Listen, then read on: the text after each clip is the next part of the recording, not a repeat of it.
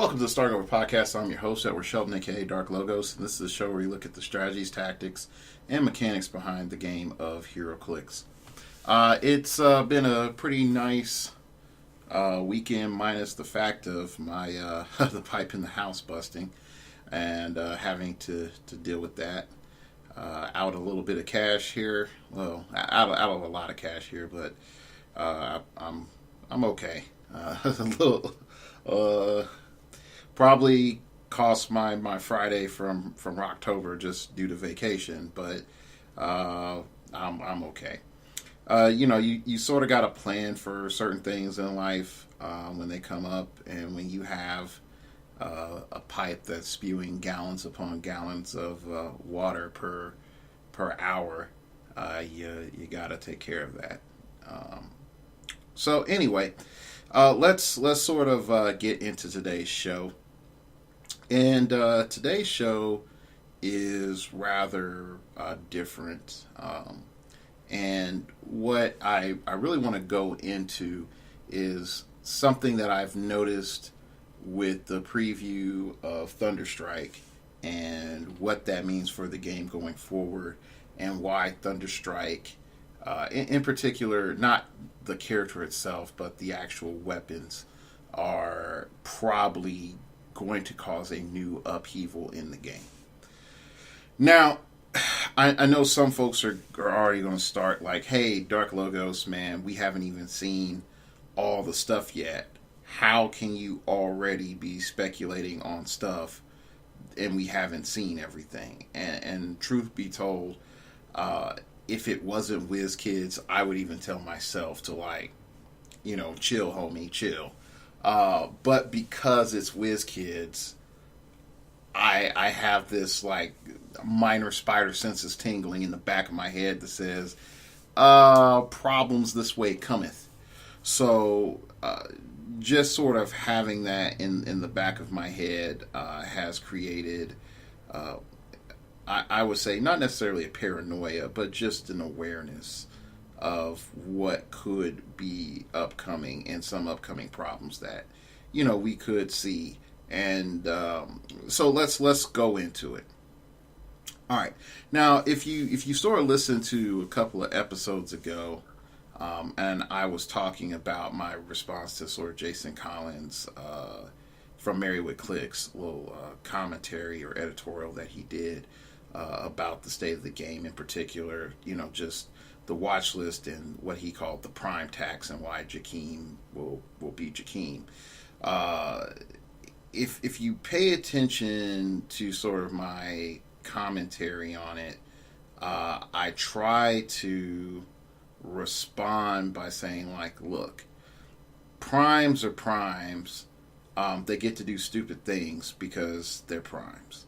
There's no other reason why they get to do stupid things other than the fact that they're supposed to be unique and that their rarity sequence allows them to do dumber things on top of them being primes. Unfortunately, prime is not just a flat status that you could get more uniform out of. If it was, I would actually, I would like them more, or better yet, I could handle them a little bit better. Because then I know, look, man, your prime is going to be around this skill level. So you would have more primes meet in the middle instead of having your super rare primes on average being your top tier. And I say on average because there's only a handful of primes that were looked at and played at a high level that were not a super rare prime. Your brother Voodoo is your number one example in that. Okay, so let's sort of get this going. So if you look at the Thunderstrike hammer on, you can look on Realms, or you can look on Facebook, or you can look on any number of sources at this stage. The thing about the Thunderstrike hammer that really, from my perspective, is frustrating is that it heals. Everything else about it is utterly fine. Oh, Force Blast, yes, that can be shenanigery, but most people, if folks don't know how to utilize it, knock back properly, then yeah, it's going to be a problem. But other than that, leap climb and knock back aren't that big of an issue. The fact that you heal one after actions resolve, so that means after you've taken your mystics, you're pushing damage and everything else, is where I get concerned. Because for a very low entry point of 10 points, I now can equip that to Jakeem Thunder. Now I don't have to pick Force Blast to do all sorts of those shenanigans. And now I can not only hit a character, ping pong them back, further out of my range when I do hypersonic speed or charge or running shot. And then in the case of hypersonic speed, increase the distance between us greatly so that the threat of retaliation is null and void. And I don't need Supreme Intelligence because, hey, guess what? I just healed one once I land the attack. Now, I know a lot of you will say but Dark Logos, you have to hit. And I would say then you just have a minor target selection issue change with Jakeem. That's it. You don't have anything else major other than that.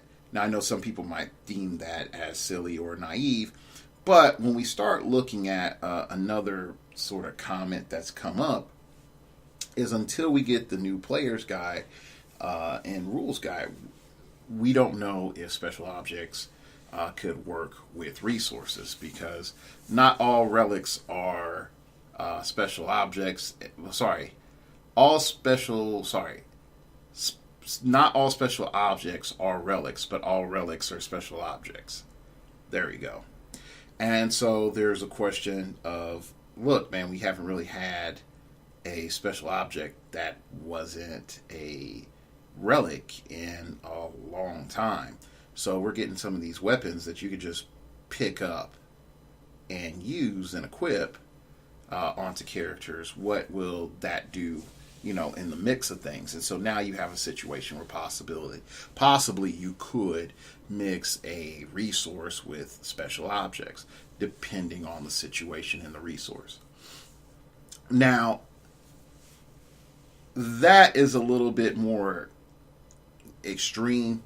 I hope it doesn't go down that way, but if it does, it is going to create a situation where, in all honesty, there's going to be a need for a series, and I do mean series, of characters that need to just have a flat rule: they can't equip or can't be assigned a resource.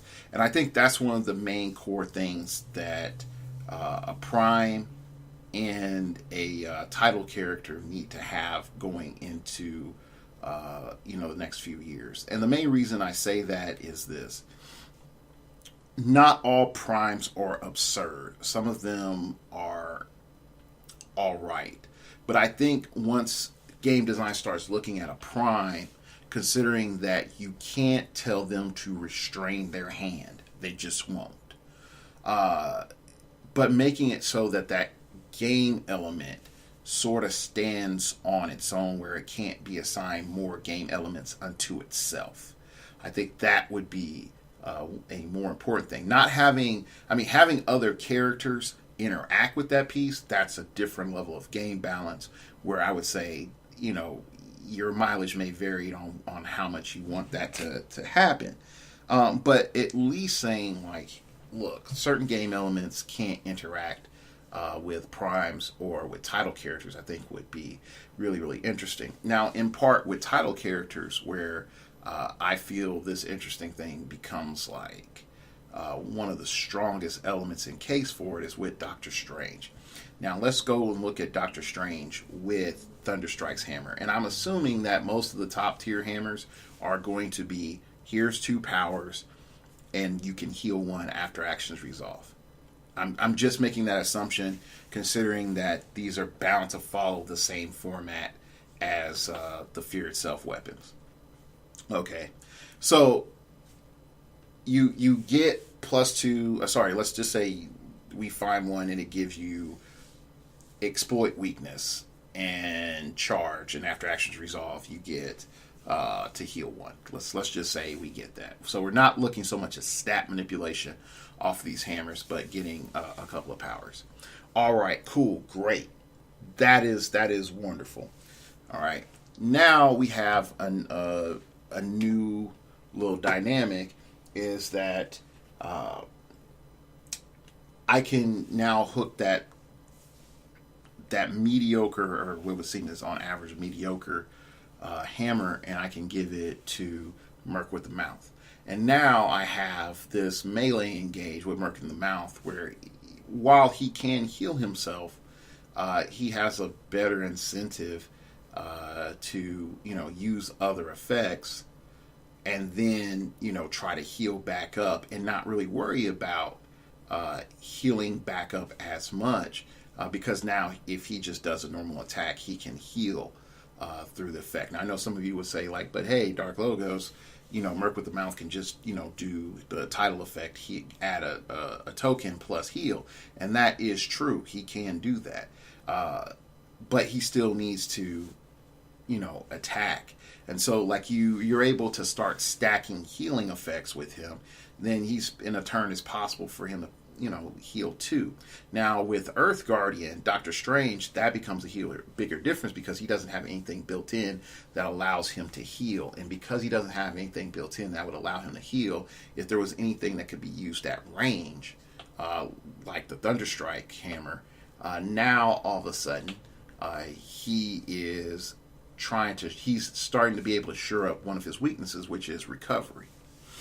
Now, when we start looking at this in the short term, we're like, it's not OP, because it's easy to argue that Merc with the Mouth is a shallow dial. Doctor Strange, Earth Guardian is a really shallow dial. If you invest any time in your game state to take them out, they're not extremely hard to take out. It's the fact that once they build up all their tokens that they're able to do stronger game elements. Now, I would say is, if we look at how Prime started versus where Primes are at now, or even Primes back 2 or 3 years, we could see that we saw this huge spike in Prime strength in between, like in that era of like War of Light, Wolverine, the X-Men, and let's just say that little general era right there. All right, and so Primes just got silly. And I know some people will say, well, Jakeem, if you transported Jakeem back then, he would be silly too. And I'm like, yeah, he would be silly, but also people would be like Super Scroll all day. Because if you're able to res your opponent's army, then that's pretty strong. So I'm just saying, like, you can argue Jakeem with some of the old entities would be OP or whatever, and that's fine. But even more so is a Super Scroll would still be right there at the top. You could say there would be a battle with Jakeem, but Super Scroll would still be at the top. Like, he picks 3 powers over 2. He's not limited in the power combinations. And more importantly, he can bring himself back. And you could say, well, Jakeem doesn't have penalties or takes damage and this, that, and the other. And I'm like, yeah, but you start combining lanterns, and it becomes a more complicated situation than, it appears to be. All right, so now we sort of move forward, and we can see that with all these like complicated elements, imported into the game, that the Prime strength has become relatively stronger because the other resource strength has become weaker. But also from a game design perspective, Primes have been reined in just a little bit. Not enough, but just a little bit. But now we're able to say, with the new coming age of extinction, soon coming age of extinction of more and more resources, and that we have this influx of special objects that leads us into this, I would say, 6th phase of Aquarius, or however you want to put it. we now have to deal with this reality that we're going to have an influx of special objects. And special objects, because there aren't any resources, are going to take the place of resources. If we look at the point values that we're investing, considering that we only can have 3 objects assigned to our force, unless you have some character that allows you to do something more than that, which I don't think WizKids is going to invent for modern age, all of a sudden, you're paying about the same amount of points you were paying before for a good resource. You're paying, 30 points for 3 10-point hammer or special weapons. And on the low end, you're paying 6 for the 2-point special objects, just to give you like one flat power. Like, for example, the energy shield deflection shield. Okay, cool. That's great. All right. It allows you to do point filler, but if we look at what's going on is you're getting a flat power throughout your whole dial just because you paid a undercosted point. And that's one of the biggest problems that game design has. It really does have. Is that even if you could say, look, man, I can't equip any of these objects on Galactus, but I could assign Galactus a resource, so things are getting a little bit more balanced. So Colossals have to stand on their own. And I can be like, yeah, you are right. With the influx of special objects cannot be equipped onto giant, colossal, tiny, or duo figures. But, and here's my but, that does not stop them from being undercosted and giving players access to powers that would be way more expensive if they were on dial and we were paying for it per click. So some folks would then come back and say, but Dark Logos, we would never use those items if we had to pay full cost. Plus, full cost varies based on rarity. How could you go out there and insert an item into the game that would give you a boost and then have it be cost appropriated for all characters? And that's the problem. You can't. That's realistically the problem. You can't. The moment that rarity decides your point value plus your power cost, plus like how complicated your powers can be, it's almost impossible to introduce a supplementary element that is not a figure.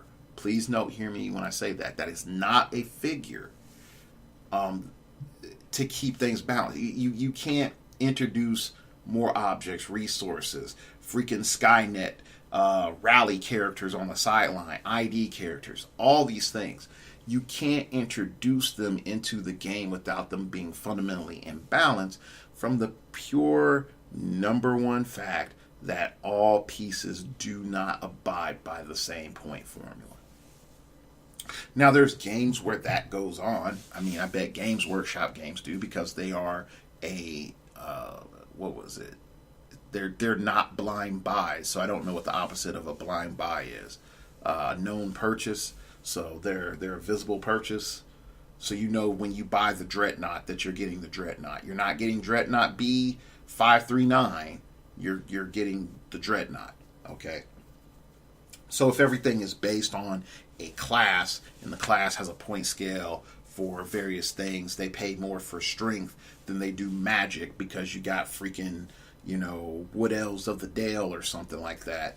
So you would want to mainly focus on maybe enchanted weapons and stuff if you want to go physical, versus putting the heavy armor on the Wood Elves and being like, yeah, go out there, and you have like a movement penalty and a strength penalty and magic penalty. Like you're not going to do that, because the class is set, in particularly where they pay more for certain stats and less for certain other stats. But they, in totality, as a class, race, or whatever, have a scale. So if you introduce items for them, then they're going to abide by those scales. Since heroclix doesn't have that, it only has rarity.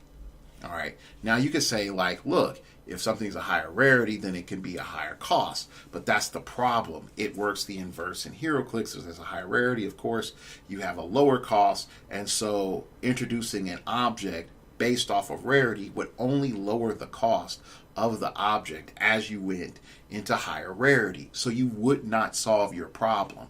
You would only exacerbate your problem that we have now, which the meta is primarily worked around rares, super rares and chases. Occasionally in a rare, occasionally in a common or uncommon. Really, it's like a Fortnite when it's a common or uncommon, and con exclusives and prize support. And just being honest, like my team for Wichita was Jakeem. So you pretty much, you have a super rare prime. I used the uncommon Green Lantern, which is a godsend to the meta. Okay, so that's one uncommon. I use prize support Sinestro. That's $50 right there. Okay, that's $50 of my money. Okay, then on top of that, I have the Super 8 Flash. So you have to either win it or have someone give you one. So you have to be at an event. So it's prize support technically. All right. So I have him in there. So and I have the Shifting Focus Black Panther. Okay, so when you look at my force, not, forget my ID cards and my Supreme Intelligence, forget that for right now. If you look at my force, there is 2 elements on there that are really easy to access. Uncommon Green Lantern, Shifting Focus Black Panther. You shouldn't break your bank to get those figures. You shouldn't spend more than $10 to get all 3 of those figures. And if you did, I'm sorry, someone hustled you. Okay? $3 at the most. Okay? Now, when you talk about that Super 8 Pog, all right, the prices may vary. The most you should ever spend for that Pog is $5. But again, based off of rarity, based off where you're at in the world, based off all this other stuff, did your venue get it or not? You may end up paying more because you have to buy a whole prize kit to get one. Okay, so that prices may vary. When you start looking at my 2 core elements of my team, Sinestro and Jakeem, you're automatically looking somewhere around $150. Because Jakeem is going for like $100 or more. And just the pure retail value straight from WizKids is $50. Okay? So right there is $150. That's not accessible. That's really not accessible unless you want to look at it in comparison to other games. If you're saying in comparison to Magic, this is highly accessible. But if you're looking at it in comparison to the average individual and the amount of entertainment value that they're going to get out of this in comparison to all other entertainment or all other competitive means, I'm sorry, that is not accessible. Okay? I spent $100 and I got the entire season pass for Injustice 2. Plus the pre-order bonuses.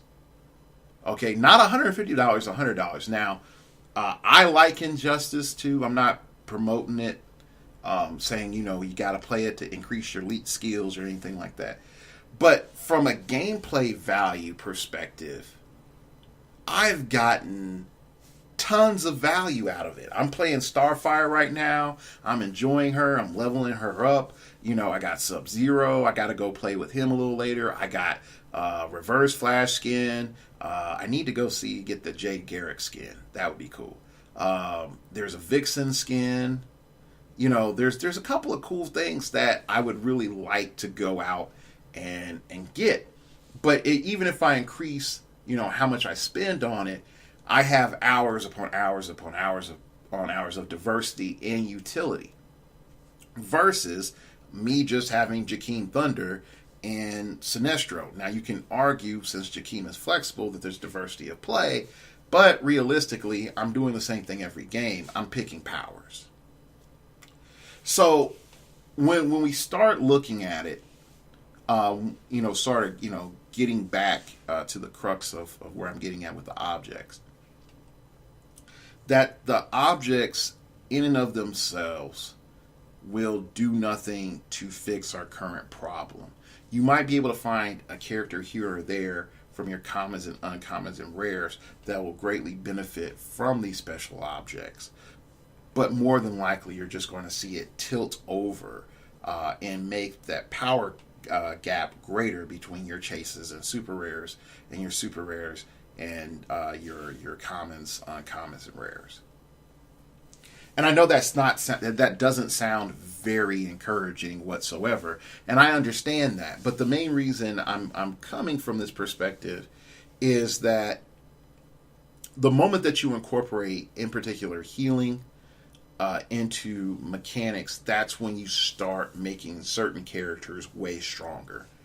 And when you start talking about being able to add damage reduction plus evasion onto healing, and it's passive healing, like at that, then you're starting to create monsters in a game that are ridiculous and really hard to deal with.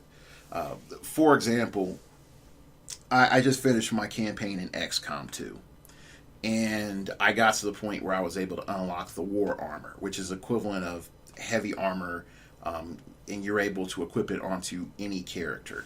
So since I have grenaders, I like putting it on grenaders or on rangers, but primarily grenaders. Grenaders have a little trait that you can pick early on called blast padding, where you can increase the amount of armor that they have.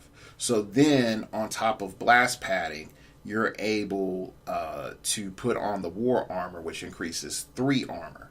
Then you're able to reduce your grenades by 1, which I don't really recommend, and then put on plated armor in in-game, which gives you another 2 armor. So functionally, what can end up happening is that the enemy AI will be shooting your grenader, doing 1 damage if they do 1 damage. In game, there's a lot of armor shredding, so you can lose armor, but it's easy just to even if you lose 1 or 2 armor, you're still tanking more than some of the bigger threats from the NPCs. So I also had an option to put on a different type of under armor. Instead of plated armor, they have like stasis armor.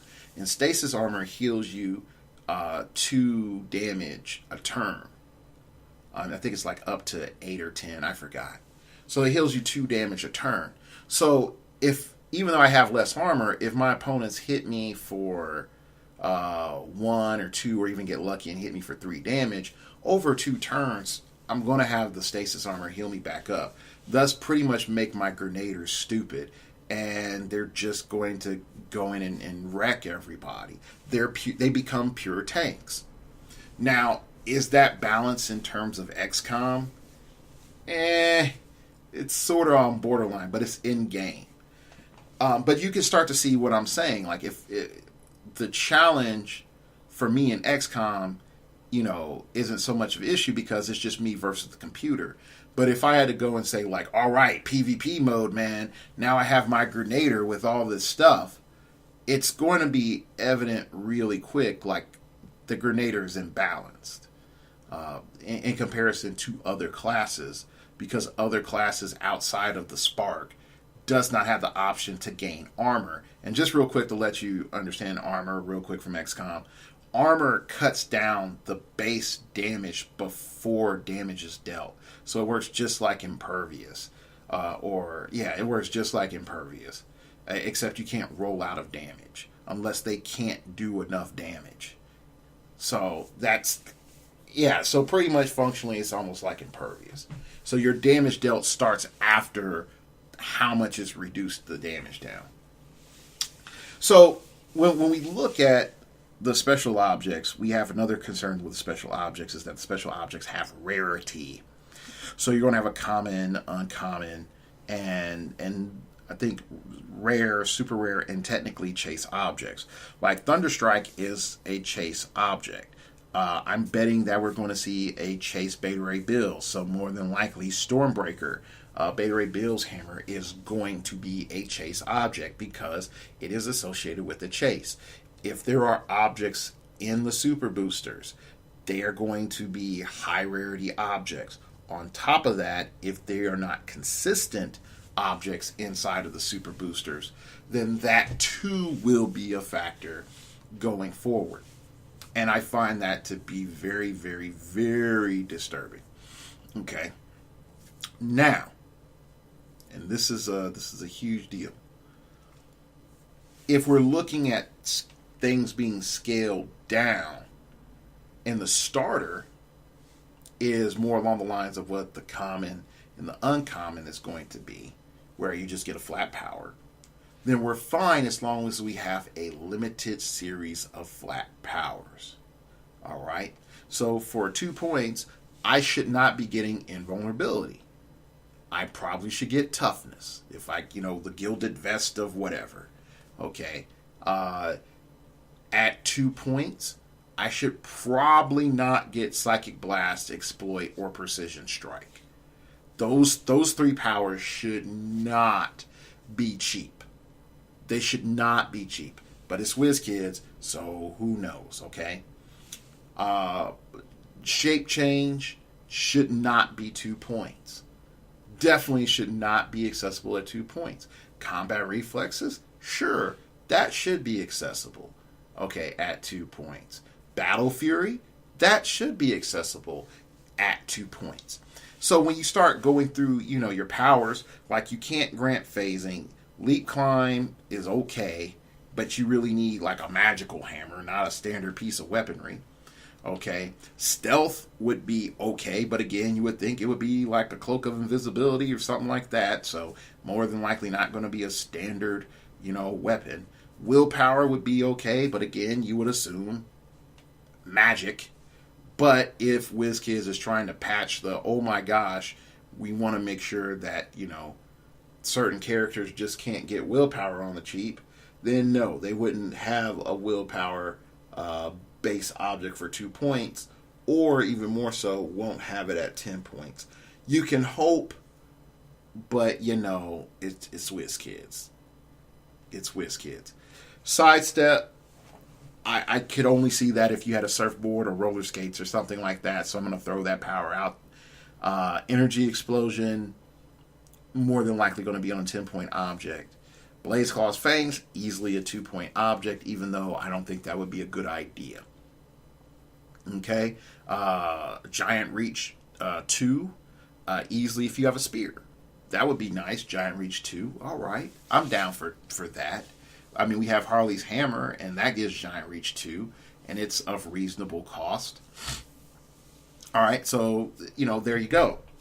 But as you see, when we actually look at the function of powers being implemented at very low cost, we can start to see the imbalance that starts to occur really quick. In particular, like any sort of move and attack, and regen. If regen even comes in at 10 points, it's undercosted. It's really undercosted, even with new regen, where the most that you can heal is 3.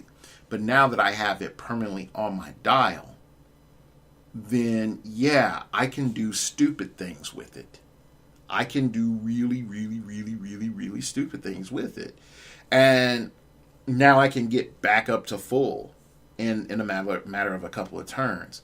And if I'm able to go colossal, that time frame goes down exponentially. And if I have, invincible, impervious, super sensitive shape change, run the gambit, it becomes more problematic as it goes on. So I know some people might say, but Dark Logos, we really don't have a huge, plethora of pick power people. I'm like, yeah, look again.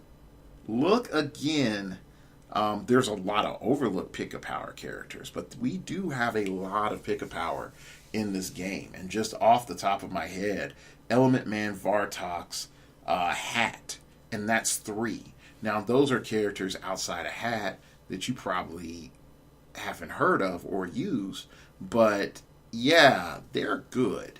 Vartox in particular won a WizKids Open. But that's a different story. Anyway, so when we start breaking some things down if I was WizKids moving forward, the first thing that I would do is this. Uh, I would, number one, after this set, just do a freeze on special objects. And if I was giving them advice before this set, I would just be like, sunset all of your resources. And sunset all but your more recent special objects that came out and that would retire in the next year or two. Okay? Don't make more ID cards. Don't make more resources. Sunset all of that. See how your game adapts. Since you're starting fresh, you're making a new rule book, see how your game adapts and what your community really needs from your technically rebooted, refreshed game. And stop holding on to these other elements that are going to mask and shadow your core problems that are with this property. And I would say from that point, moving forward, add one small game element and understand that you're adding one game element a year. Not 3, not 5, not, taking out 2 and then adding in 2. You're just going to add one game element at a time and then see how the game reacts. And understand that you cannot introduce new game mechanics in the form of prize support or con exclusives. You cannot do that. Now, I know some folks will be like, well, Dark Logos, this sounds like all, good and stuff, but how is this fun? And that's part of the problem. The game, as it is now, from a competitive perspective, is stagnated because the amount of options for diversity, there's really only 2 options. Teleporter and Supreme Intelligence. Because we all know, and, hand to the sky on the Bible, we all know that the Punisher van is crap. If my man PJ Bolin couldn't pull magic out of it, I'm sorry, it's crap. Unless you can find a new magical Punisher to save them all, it's crap. Alright. Now, when you look at from a resource perspective that you're down to 2 resources and one of them caters better to one of the best figures of the game, then you're even more limited. Even if you introduce these special objects and you say, well, people will consider looking at these objects instead of a resource, look at the overall cost being paid. For 12 points, if I'm able to get something that grants the same effects as willpower, and I am also able to get a 2 more points and put that on something else and give them, that another figure something substantial. I mean, like real talk, if I'm able to give that uncommon Green Lantern toughness for 2 points, I'm doing it. I'm doing it. Because that ups his survivability and makes him that much better of a piece. Like, way better of a piece. So why wouldn't I? Or even more so saying, like, if I could give him combat reflexes for 2 points, I would in a heartbeat. Same with shape change. I would do it in a heartbeat. Why? Because if I'm spending 10 points, I'm still able to heal Jakeem up. And then I'm able to spend 10 points to heal Jakeem up and give him some other stuff that really doesn't matter. And then spend 2 points to help out another character on my team to be awesome. Instead of using Supreme Intelligence, I'm going to do that. It benefits me as a player to diversify. But really, what have I actually done? I've just done the exact same thing with 2 different other pieces. I've done with Supreme Intelligence. I've done with Thunderstrike and let's just say the shape shifting thingamabob for 2 points. Okay. For Thunderstrike's hammer and the shape shifting thingamabob, I've pretty much just done the same thing with Supreme Intelligence, except all those powers aren't concentrated onto one character. And so those are some key elements just to think about, be mindful of, going forward, is that we really won't have game diversity. And I know some people will say, like, limited will fix that. I'm like, no, we're right back at the same situation in limited. And I know some folks are just like, well, Dark Logos, how are we in the same situation as limited? All right, let's look at this really, really closely. So go over to HC Realms, click Modern Age, and then click Rank, and then click Special Object. Okay. Now we're just going to go through these real quick, and I'm going to show you why nothing's going to change. All right, you have Mutagen Ooze. All right, effect character has to have the animal keyword. You've already limited yourself right there. Once per game, when an opposing character hits an equipped character with a close attack after action resolve, you may choose a standard power the attacking character can use. The equipped character can use that power as long as this is equipped. So, yay, you get a power. All right, then it says give a friendly character in this square holding this object a power action to equip it. Opposing characters can KO this object, but only by using it in an object attack. All right, yay. So when somebody hits you with a close attack, you get to steal one of their standard powers. Yay. That's not that useful. All right, because you're dependent on surviving an attack. All right, so next, let's go and look at, we have some Mighty Thor objects here. So lo and behold, just like what I said. Here we go. Here's Battle Fury. Battle Fury, exploit weakness, steal energy. Wow, this is a heavy object. This is the Blood Axe. Okay, so now I can automatically see this just being a huge problem. This is going to be a huge problem. Now, note, if you've equipped this, you can't be picked up and carried. But if you already have a high mobility character and they have charge, or hell, even just hypersonic speed, you're able to use Battle Fury and steal energy. That's pretty good. So you'll see the Blood Axe, and the Blood Axe is 10 points, like I thought it would be. You already have Thunder Strike, which says Force Blast, Leap, Climb. When this character knocks back an opposing character at least one square after action resolve, heal this character one click. All right, cool. That's great. You got the Mace. It just grants knockback. All right, and that's 2 points. Okay, cool. I can use that and just jack with people. And it doesn't say at and from melee, not effect, knockback. It just says effect melee knockback.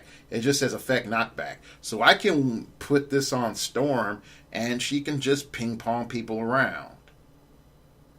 As long as she hits with an attack. Alright. So you can probably see the Mace because WizKids didn't put a limitation using their own new wording on it.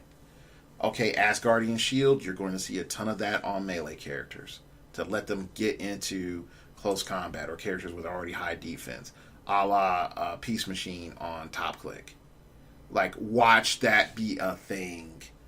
Oh my goodness, watch that be a thing. Peace Machine on Top Click with Asgardian Shield. Yep, that's going to be a thing. Alright, so I'm just going to click on the ones that we think is going to be good. We already know Symbiote is good. Nobody in their mind uses Web Shooter, even though the point cost is reasonable, and it's okay. It's a nice control thing. We're still going to have Nick Fury through limited, so we're going to see the torso, all right, at 10 points. The right leg gives you flight and toughness, so because we might see this influx of all this Thor stuff, we might not see that. Okay, so the left leg gives you toughness and knockback. Well, buddy, you're now competing against that new Thunderstrike hammer, so we might not see you. We might not see the left leg, okay, unless it's an availability issue. Okay, right arm. This character can use Energy Explosion as a minimum range value of 6. We probably could see this. And then we have left arm, which is this character uses exploit weakness, which, in all honesty, we're probably not going to see you anymore because of, you know, the Blood Axe.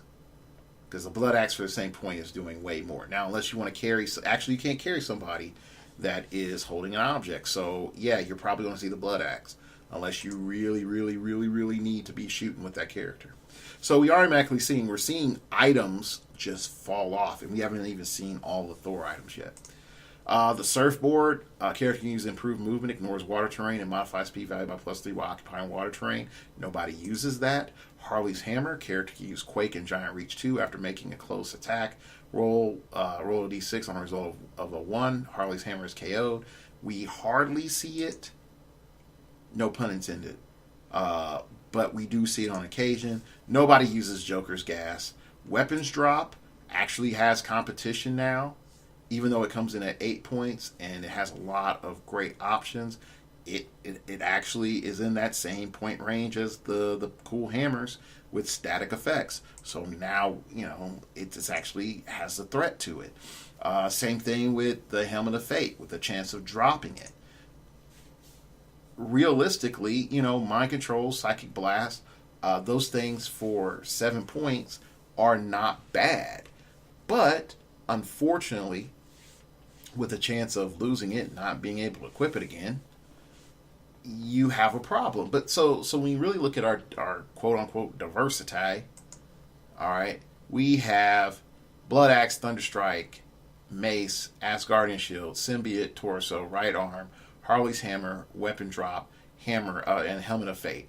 And realistically, probably when more stuff comes out, Harley's Hammer is going to be in a tough race to stay relevant. Even though that 3 points is not bad, it's probably going to find something at the 2 point level that's going to be consistent and not break, and probably just give giant reach. And if you're looking for something of value, you're more likely just going to take the giant reach. You really don't care about the quake. All right. Blood Axe is easy to use because you can still use it with TK and just put it on a zero range character. Thunderstrike, of course, is going to show up. The Mace can easily show up on any range character. Now they can start ping-ponging people around from range because whiz kids, they don't think like. And in a brief rant, and I know someone could say, but Dark Logos, Storm can throw the Mace and then use the electromagnetic fields from the lightning to bring in the wind to bring the Mace back, and then I can say, yeah, but we know that's not the intent of this.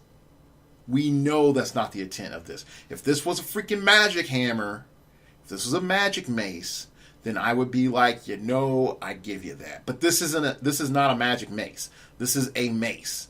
Just a mace. Okay? Alright. Symbiote is still stupid.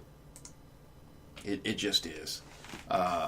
And realistically, coming in at 6 points, because it comes in so low, you're able to put in 2 other 2 point game elements that functionally beats out, that would technically, in my opinion, beat out any 10 point element that you're paying for as I see right now. That viewpoint can change.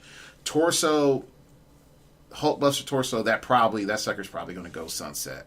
Like, I think unless you really, really, really want damage reduction on your Jakeem or some other character, you're not going to play this. You're going to play Thunderstrike. It's just way more control for your defense instead. You're giving up a static defense that a lot of characters can get around for dynamic control. And with the new Outwit, I think since the Hulkbuster has only one, Hulkbuster Torso only has one option, I can easily see someone saying like, I outwit your invuln. So I think the value of the Hulkbuster Torso goes down, greatly down. But you can't outwit things like flight. You can't outwit things like, oh, look, I generate knockback. You can't outwit the, after actions resolve, if, one character's been knocked back, I heal one. You can't outwit that. So, like I said, this illusion of diversity that we're going to get is going to go away. And then even more so, let's look at the symbiote. The symbiote also can start seeing like some negative projections, just for the pure fact that your two core elements for picking it is plasticity and shape change. And your opponent can't take away your automatic breakaway, but they can take away your plasticity and shape change. And that sort of sucks. Sucks real bad. But, again, you have some other elements that your opponent can't take away. So overall, like, you can start to see, like, the game is going to change a bit, but we're not going to get this huge level of diversity, because the same stuff is just going to keep coming up. Even if you look at, again, like Blood Axe, what is it doing? It's providing healing. Thunderstrike, what is it doing? It's providing healing. All right.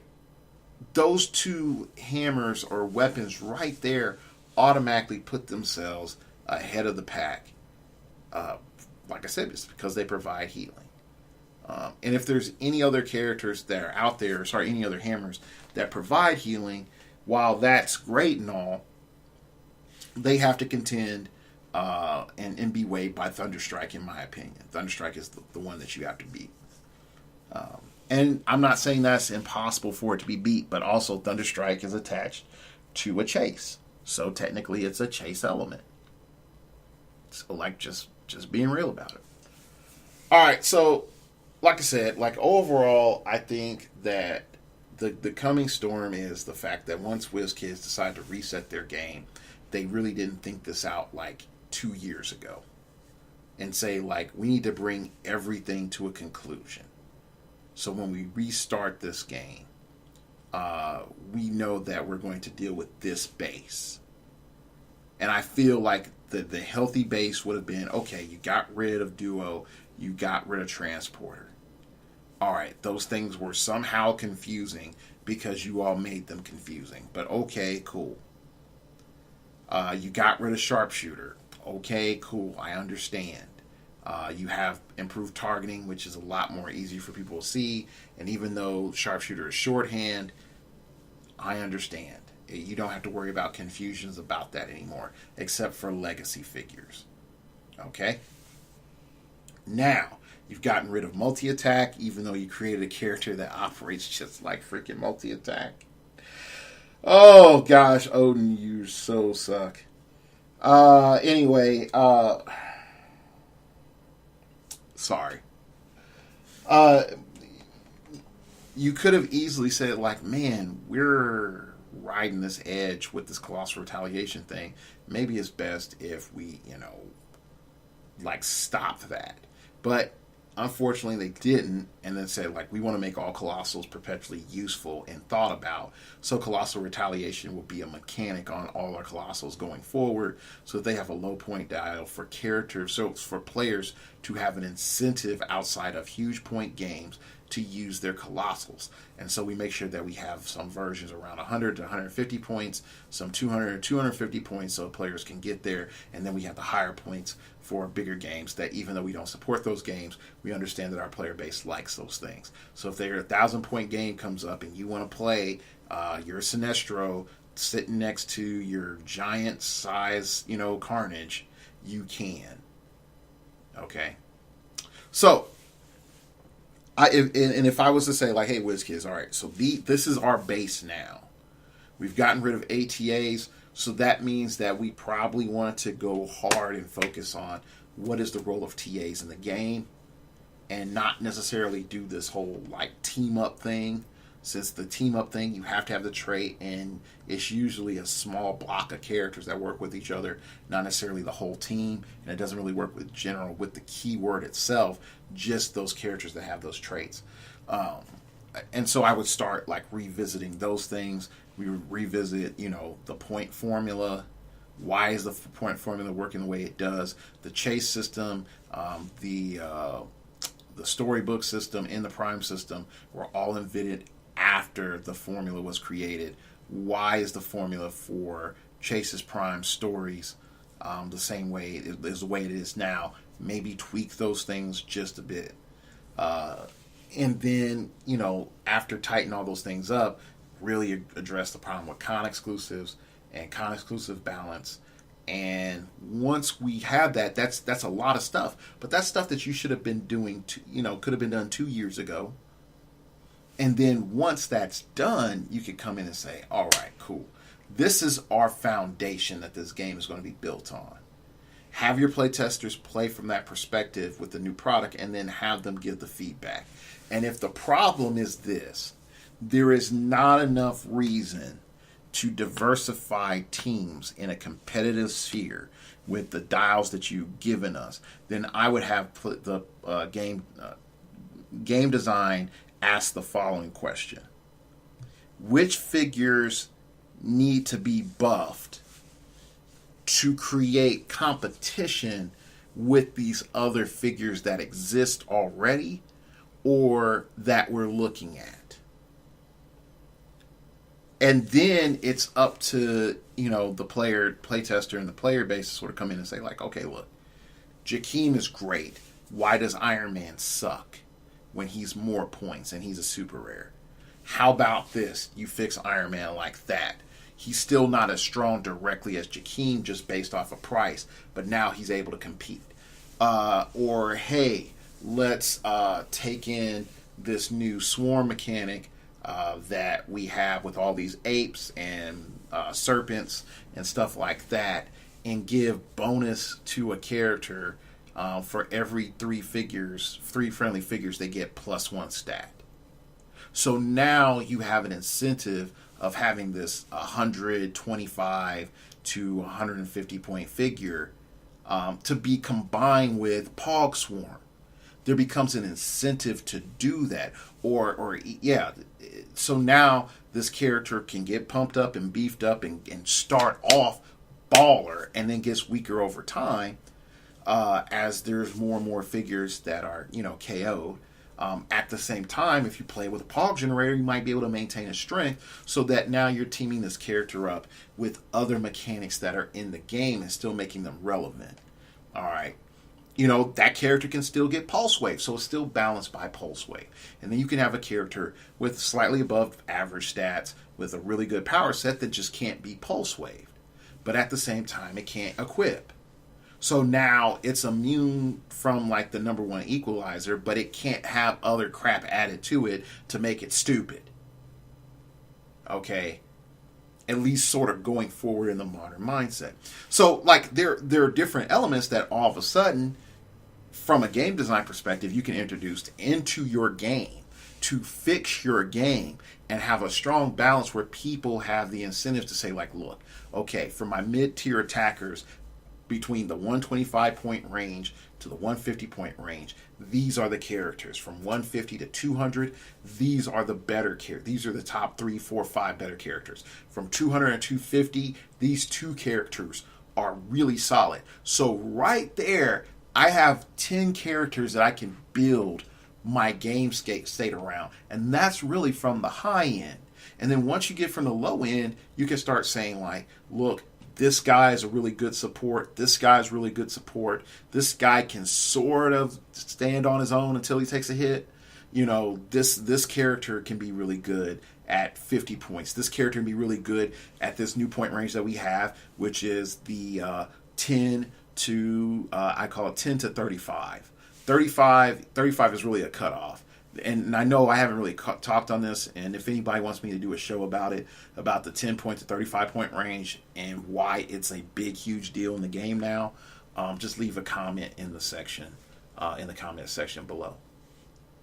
But anyway, when all that's said and done, if you're looking at 300 point format, all that should congeal together and say high level, high point figures should do blank more than characters below this point. Characters at point B should be able to do more than characters than point C.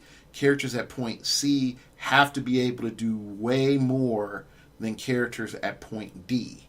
And characters at point D is that common level thug baseline.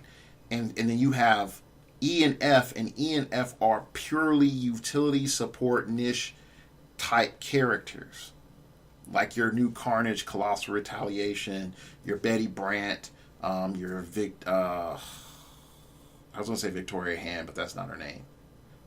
I forgot her name. It's Victoria something.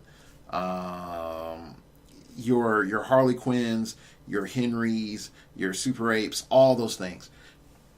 Those characters need to be very specialized because they're very weak. They're very fragile. They're one hit. They're gone. You don't need more of Joker. Haha Jokers. Haha Jokers should be an anomaly. Like, you shouldn't be seeing a bunch of those. Survivability, utility, buffability. You're able to buff that character and make it more deadly than what it should be for your point value. Because once you combine it with survivability, it becomes stupid. It becomes real stupid. So, anyway, that's it. I know that this has seemed like a random musing and muttering over a do about nothing. But I'm really just sort of bringing all of this up just to make it clear. Like, the game is resetting and we're happy for the new rules and changes that come in. But I also feel that in most cases, it's going to stay the same. That diversity will always be a problem. We keep saying, like, the events is won by Jakeem and Nick Fury all the time. Edward, what you know? It's all only Jakeem, Nick Furies, and ID cards. Like, I'm just tired of it. Like, okay, shredders occasionally, but you try to do something creative. I try to play Solaris at 150 Dark Logos, and it just didn't work. Why can't it work, Dark Logos? I put these hammers on these guys and it didn't work, Dark Logos. What happened? And I'm gonna tell you, like the diversity isn't there, mainly because from a game design perspective, they did not look at how the game itself works without these additional add-ons to make a clear, crisp game. They redid the rules so they can understand it, but they did not bring everything to a head like they needed to and say, all right, boom. All this stuff is going to go in the golden age. We're going to do something great for our fans. Next year, the following sets are going to be blah, blah, blah, blah, MSRP. So, like, you'll have, let's just say, $12 boosters again. Okay, $12 boosters, boom. You can refresh your entire armory. Okay, but we're shutting some of this stuff down hard because we feel and we're seeing that going forward, these elements are going to be more toxic for the environment we want to create. And then understand in 2019 and 2020, this is our goal for the game. This is what we're going to do. So I hope you liked the episode. Like I said, if you want me to talk about the role of like that 10-point to 35-point range in the game, leave a comment below. So if I get like 5 comments on it, I'll do a show about that. You can follow me on the Twitters. In particular, I know some people don't like Twitter. Twitter is becoming the more essential thing that I can guarantee that you're going to be made aware of the show. Like, as soon as I put the episode up, YouTube sends a notification to Twitter as a tweet versus the email to your inbox. So with all the shenanigans that, YouTube and Alphabet, the parent company, is doing right now from a political standpoint and a free speech standpoint, if you want to make sure that I'm not caught on some mystical blacklist because of something that I said a couple of years ago about Indiana or whatever else, or even talking about, the history of African Americans in this country, on a side tangent, because, hey, guess what? That's sort of happening. It's better just to follow me on Twitter. I appreciate the subs. I appreciate, people hitting the bell and all other stuff. But if you really want to know when a new show's out, just follow me on Twitter and just check Twitter once a day, and you'll know within 24 hours that a show is up. I usually now trying to get stuff up on Sunday or Monday.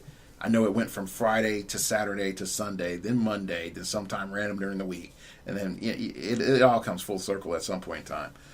But I am trying to get the stuff done on and up on Sunday. But definitely follow me on Twitter. You can email me at startingoverpodcast@gmail.com. That's startingoverpodcast@gmail.com if you wish to opine. Keep it piffy, keep it interesting, keep it awesome, baby. Let me know, what do you think about the new equipment and all the stuff like that. And if you want to donate to the show, you can donate through the blog. That's startingoverpodcast.blogspot.com. It only stands there as an old homeless man ready to take change. And if you want to get a Starting Over Podcast t-shirt or a Phoenix Nest t-shirt, you can check the link below.